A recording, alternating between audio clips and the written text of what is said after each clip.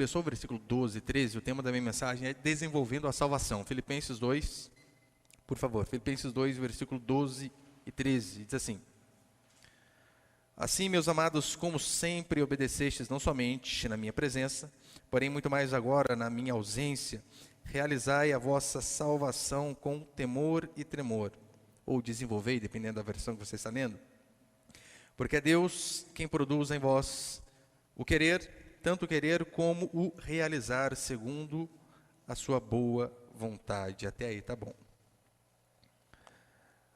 Lembra do contexto aqui de Filipenses para você entender o que Paulo está querendo dizer aqui. Paulo estava dizendo no começo do capítulo 2 o seguinte: vocês precisam completar a minha alegria, ó Filipenses. E uma das formas que aquela igreja poderia completar a alegria de Paulo era sendo unida, pensando a mesma coisa, não tendo briga, porque já falei que várias vezes, mas é necessário que você ouça novamente, porque João diz isso: não me desgosta e é segurança vossa que eu vos fale as mesmas coisas. Ou seja, então você ouvir a mesma coisa várias vezes é importante.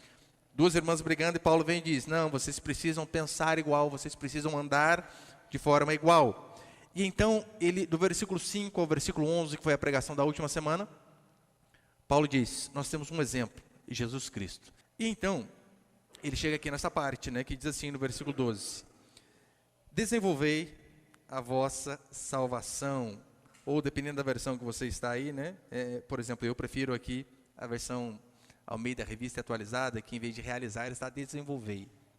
E segundo o dicionário da Strong's também fica mais fácil, ele diz assim: olha, modelai a vossa salvação, né? Literalmente, coloque aí na forma, tenha um molde isso daí. Então, o que isso tem a ver com a gente? Lembra? Lutero, em suas 95 teses, ele, na sua primeira tese, ele começa dizendo assim, que a vida dos crentes tenha um contínuo e ininterrupto arrependimento. Ou seja, a vida do cristão não acontece o arrependimento apenas na sua conversão, naquele dia que nos marca, como olha, o dia que eu me converti. Sim, esse dia nos marca, é importante, mas devemos continuar. A vida de um cristão é uma vida de contínuo arrependimento. Ele diz, não apenas contínuo, mas ininterrupto arrependimento.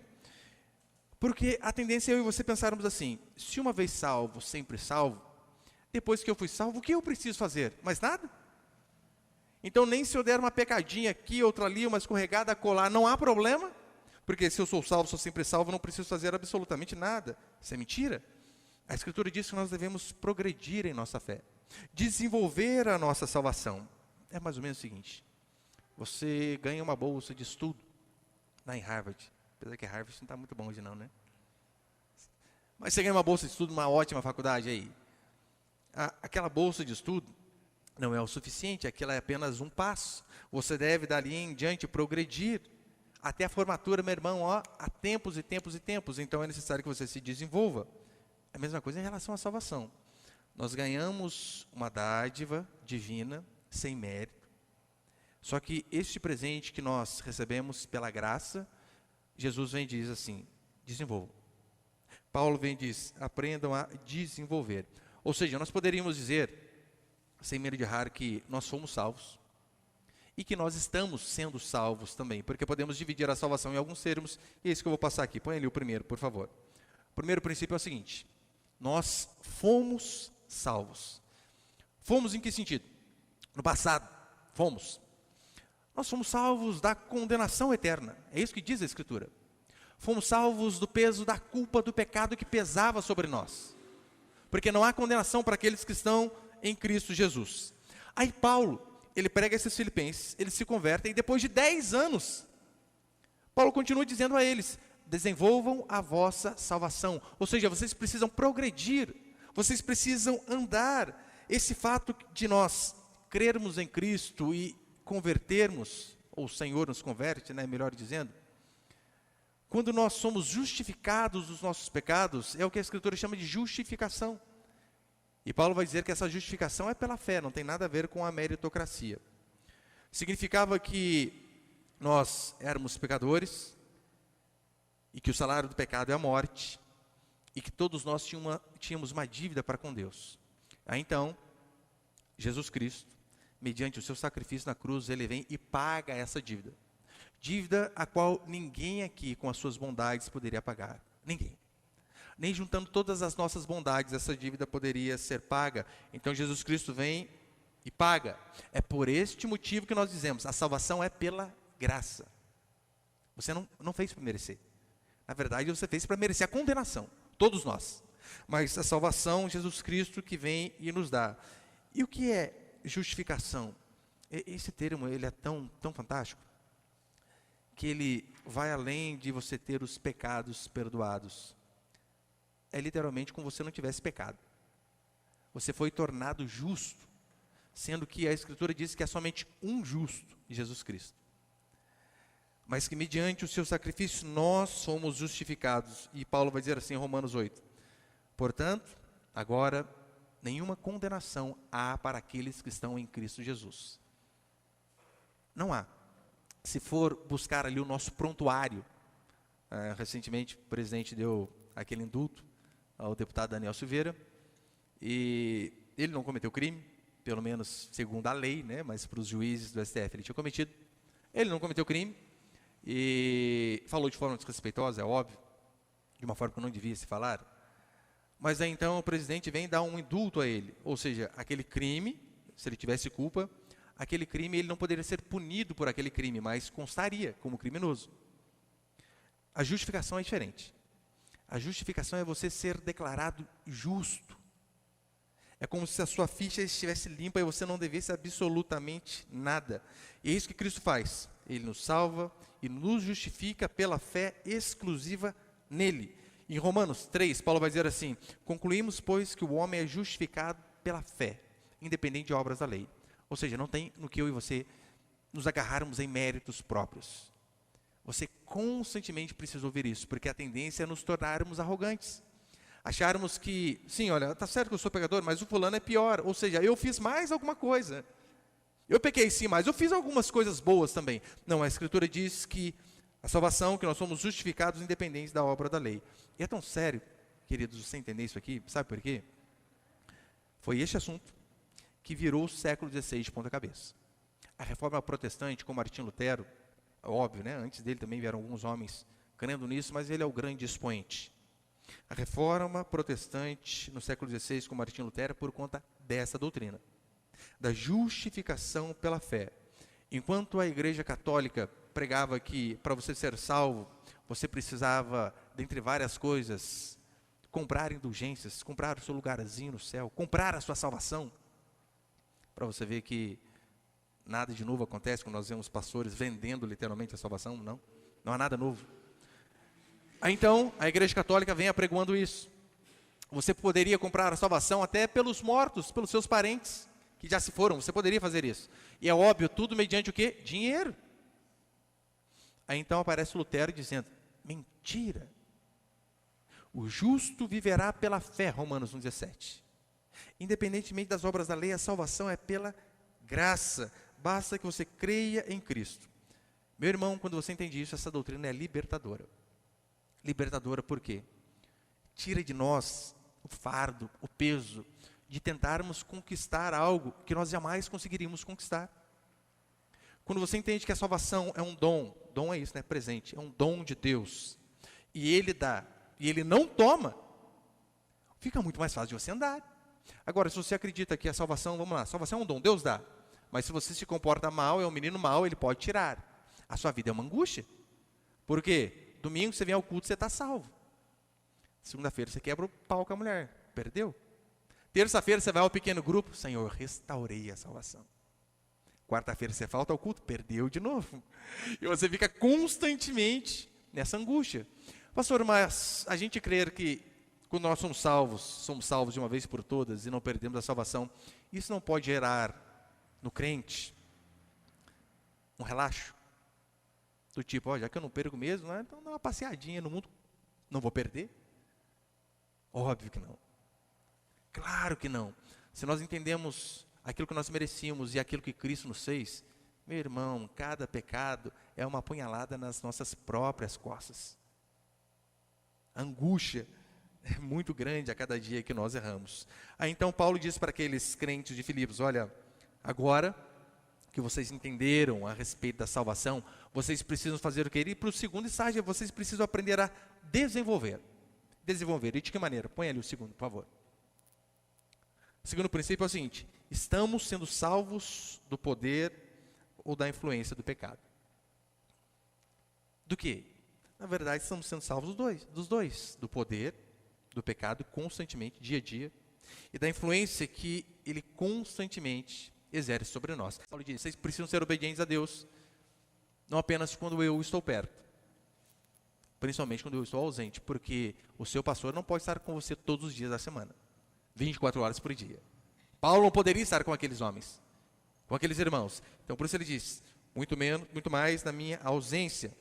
Por quê? Porque o fato de sermos salvos da condenação do pecado, não quer dizer que eu e você não somos mais tentados. Porque tem pessoas que pensam assim, né? Olha, quando você se converte de verdade, você não tem mais tentação. É mentira. Uma vez, um homem já casado, né, ele dizia para mim, eu consegui vencer todo tipo de tentação sexual. Não tem mais problema com isso. Fui liberto. Eu falei, das duas, uma, você virou anjo, você virou gay. Não tem como. Isso é uma coisa que vai nos acompanhar durante toda a vida, tentações de todos os lados. Seremos tentados, por quê? Porque ser tentado em si não é pecado. Se ser tentado fosse pecado, queridos, Jesus Cristo tinha pecado.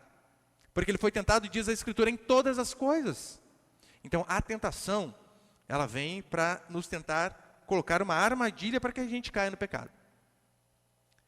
Mas pela graça de Deus, nós podemos sim vencer qualquer uma delas. Não existe esse papinho de que a tentação foi maior do que eu. Mentira. Paulo vai dizer que juntamente com a tentação Deus nos dá força. Então essa historinha de que a tentação foi maior que eu é balela. É desculpa para pecar. Precisamos aprender a assumir a responsabilidade dizendo, errei porque eu quis, não interessa o que aconteceu. Eu fui responsável pelos meus erros e acabou. Porque para vencermos as tentações, eu e você precisamos constantemente nos santificarmos. É isso que Paulo vai ensinar. É isso que é desenvolver a salvação. Passa pelo processo da santificação. Eu sei que, pelo menos na minha cabeça, durante muitos anos, né, eu via, santificação, eu associava com santos católicos. Eu pensava que alguém santo era alguém que não tinha pecado, e não é. Santificação significa separação, ou seja, você se separar. Separar isso daquilo que é pecaminoso, de todas as coisas. E por que é necessário nós fazermos isso? Esse processo cabe a nós. Fugirmos do pecado. Porque nós seremos constantemente tentados. Constantemente. Até o final das nossas vidas. Uma vez eu até brinquei, né? Olha, se pudéssemos dar uma nacionalidade para o diabo, eu diria brasileiro. Porque não desiste nunca. Enquanto a gente viver, ele vai constantemente nos tentar. Agora você imagina, uma pessoa que foi escravo das bebidas, drogas, promiscuidade, 30 anos. E a pessoa vem e se converte, tem um encontro genuíno com Deus. Você acha que essa pessoa nunca mais vai ser tentada? Vai, óbvio que vai. Alguém tinha um problema com bebida, que vivia caindo aí nas esquinas. Meu irmão, quando ela vê aquele copinho de água, copinho americano com água, é a água, vai dar até tremedeira nela. Ai, meu Deus! Aí pensar que é a bendita pinga? É por isso que nós precisamos de santificação. E a santificação é um processo que dura a vida inteira. Não vai ter assim, olha, acabou aqui, me santifiquei até aqui. Não, é até a morte ou até a volta de Jesus Cristo. Enquanto estivermos aqui neste corpo terreno, material, é necessário que constantemente venhamos a desenvolver essa salvação. Porque é isso que Paulo está dizendo, olha, vocês foram salvos de uma vez por todas da culpa do pecado. Isso não há. Não há quem mais possa alcançar vocês. O pecado não tem mais domínio sobre vós no sentido de condenar vocês. Isso ele não pode. Mas que o pecado pode destruir a nossa vida por conta de cedermos à tentação, óbvio que pode. Lembra de Davi? Davi era um homem segundo o coração de Deus, muito longe de nós, muito diferente de nós. Davi é um homem segundo o coração de Deus, não porque ele era perfeito, mas porque quando ele errava, ele reconhecia os seus erros. E então diz a Escritura que aquele homem viu uma moça tomando banho e dá aquela olhadinha lá. Daquela olhadinha vem um adultério. Do adultério vem um filho. Do filho vem mentiras. Da mentira vem um homicídio. E diz a Escritura que o homem segundo o coração de Deus, por conta do seu pecado, vê a espada entrar na sua casa e nunca mais sair. Nunca mais. Meu Deus. Se veio tanta desgraça assim na vida de Davi por conta do pecado, o que faz eu e você pensarmos que na nossa vida vai ser diferente? Que olha, estamos na era da graça, então errou, pede perdão, Deus perdoa. Deus vai perdoar sempre que houver arrependimento? Vai. Tão certo como as consequências. Pode ter certeza. Dessas consequências ninguém escapa, Davi não escapou. Eu e você também não escaparemos. Paulo está dizendo que nós devemos a cada dia mais buscar isso. Nos separarmos de tudo aquilo que é pecaminoso. Nos separarmos das nossas falhas, dos nossos pecados. E aqui especificamente falando para o povo de Filipenses, ele estava dizendo, olha, vocês precisam ser mais unidos. Parem com essas discussões bestas, parem com essas briguinhas. Vocês precisam se unir, porque a vontade de Deus é que nós sejamos a cada dia mais santos. E a verdadeira salvação, ela vai produzir em nós mudança. E mudanças drásticas. E quando eu digo mudanças drásticas, eu não estou apenas referindo, olha, aquele que matava não mata mais, é óbvio, né? O cara que vivia na promiscuidade não vive mais. O traficante não trafique mais. Não, não apenas isso. Mas também no sentido de mentir. E às vezes daquelas mentirinhas bobas, porque quantas pessoas às vezes mentem de graça? De graça. Pelo simples hábito. Acostumou. E pensa que aquelas coisas não terão consequências, óbvio que terão. Então mentira, desobediência, impaciência, preguiça. Sabia, né? Preguiça é pecado.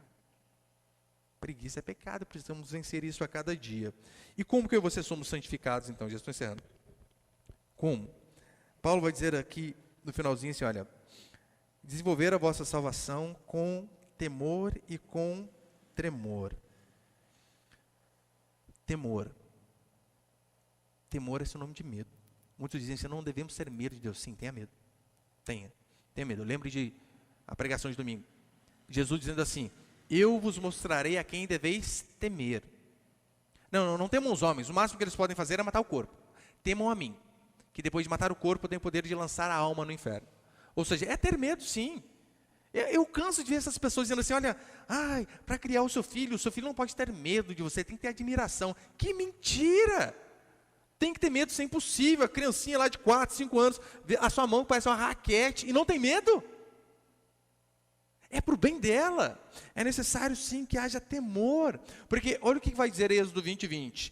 Não temais, Deus veio para vos provar, para que o temor dele seja diante de vós, a fim de que não pequeis. Por que o temor de Deus deve estar diante de nós? A fim de não pecarmos.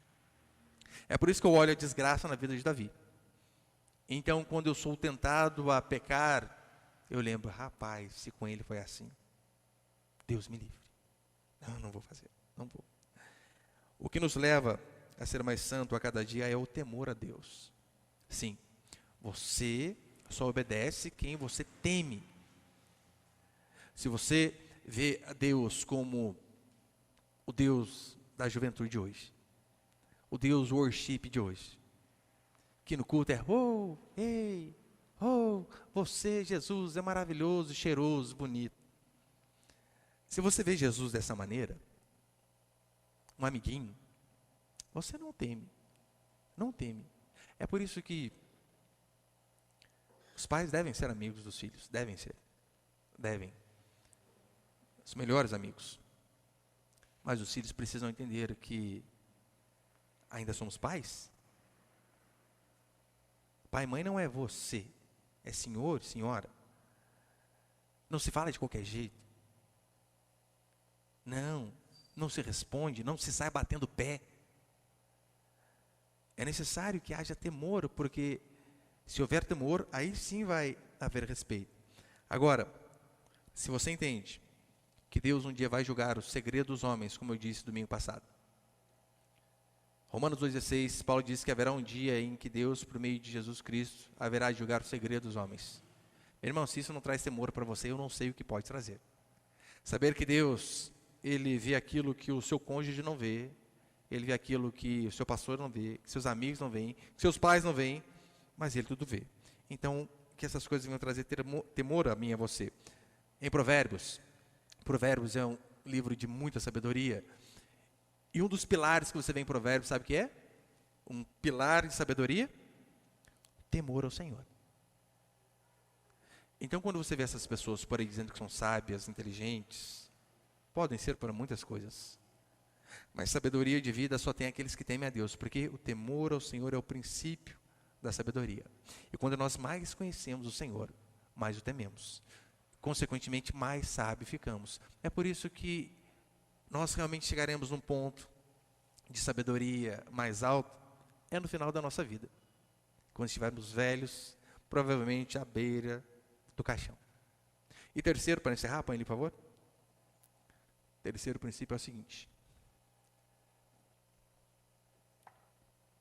Terceiro, salvos da presença do pecado para sempre. Isso é o que é chamado de glorificação, né? Haverá um dia, sim, onde nós seremos salvos de uma vez por todas da presença do pecado. Esse dia acontecerá quando o nosso Senhor Jesus Cristo voltar ou quando nós formos para Ele. É apenas nesse dia que, de fato, as lágrimas irão cessar, as dores irão parar, toda aflição, toda angústia vai acabar. Mas apenas nesse dia. Todavia, enquanto esse dia não chega, o mandamento para mim e para você é: vocês precisam desenvolver a salvação, se aperfeiçoar a cada dia. E Deus, Ele é soberano, a salvação depende apenas dEle, é Ele quem faz. Mas neste processo de santificação, eu e você temos a nossa parte também. Você consegue entender, né, que não é a salvação que é a parte do homem e a parte de Deus, não. A salvação é Deus fazendo e ponto. A santificação, Deus nos dá esse privilégio de participarmos, de a cada dia batalharmos para sermos mais santos, mais separados. Portanto, se nós cremos que Deus vai completar a boa obra que Ele começou em nós, essa crença, ela não coloca de lado a nossa responsabilidade, da nossa fidelidade enquanto estivermos aqui. E como que nós nos santificamos a cada dia? Não há outra maneira. É buscando a Deus constantemente, orando a Deus, lendo a Escritura constantemente. Você não lê a Bíblia apenas uma vez ou outra, mas aquilo ali, a palavra do Senhor, deve ser o que guia a sua vida. Deve ser o que dá um norte para mim e para você de tudo que nós fazemos. E então, quando nós buscamos o Senhor, seja no nosso devocional diário, se você tem filhos, olha, uma ótima oportunidade de você fazer o culto doméstico, coisa rápida, não precisa demorar, não é um culto, é 3 louvores, pregação, não. É uma oração, é estar junto, é um versículo, um provérbio, alguma coisa, uma aplicação na vida das pessoas ali, faz uma diferença enorme. Então é buscando a Deus constantemente, seja no nosso devocional, lendo a Escritura, orando, cultuando. Você não tem noção da diferença que faz não faltar aos cultos. Mesmo depois de dias cansativos de trabalho, mesmo depois de dias de aflições por conta de dinheiro ou pela falta dele, porque você sabe, né? Muito dinheiro, a falta de dinheiro traz aflição. Hoje conversava com uma família por conta disso. Pastor, nossa, a gente estava com foco antes danado porque vivíamos apertado. Agora que as coisas passaram, mas parece que a nossa vida está uma angústia. Então olha para você ver a dificuldade, a falta de dinheiro traz angústia, nos faz buscar Deus. Só que às vezes o outro extremo pode ser muito mais perigoso. Porque se você tem tudo o que você queria ter, talvez aquilo lá pode te afastar de Deus. Então que nenhuma dor e nenhum grande amor possa nos afastar de buscar o nosso Deus. Então que você possa a cada dia mais entender que a santificação ela é um processo que acontece a cada dia. Você precisa colocar Deus como centro da sua vida, como objetivo da sua vida. Você precisa colocar a Deus como prioridade e não como um se der. Esse é o problema de muitos. Deus ele entra na nossa agenda quando há espaço. E para encerrar, né, eu amo usar aquela analogia do tabernáculo. Lembra o tabernáculo? Ele ficava no centro e as 12 tribos ficavam acampadas, norte, sul, leste, oeste, 3 de cada lado. E então, aonde a coluna de fogo parava, ali eles paravam. Então, ali o tabernáculo era construído, a tenda, e então o povo se acampava ao redor, mostrando, Deus é o centro, nós somos a periferia. Se eu e você entendermos que o Senhor tem que ser o centro das nossas vidas, não é se sobrar tempo. Hoje Chega em casa meio corrido, já não dá para ir ao culto. Hoje eu estou cansado. Chegou visita. Eu sempre falo, quando chega visita na hora de você trabalhar, o que você faz? Você liga pro chefe? Puxa, não vai dar para trabalhar não, chefe. Chegou aqui. Minha vizinha veio tomar um café bem na hora. O Senhor deve ser o foco. O Senhor deve ser o centro. E assim, buscando Ele a cada dia, buscando fazer a vontade dEle, não a nossa, é que nós seremos santificados a cada dia. Amém, queridos? Amém? Pode ficar de pé então, por um instante, por favor?